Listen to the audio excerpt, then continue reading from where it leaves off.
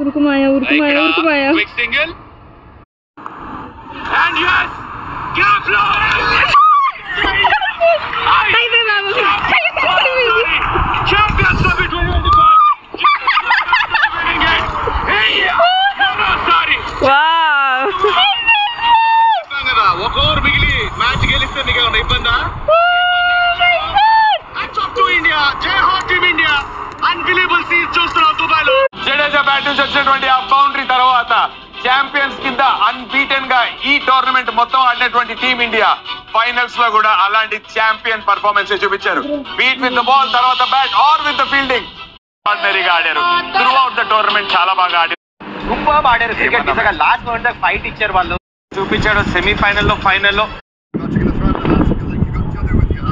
And yes, Hyderabad is celebrating.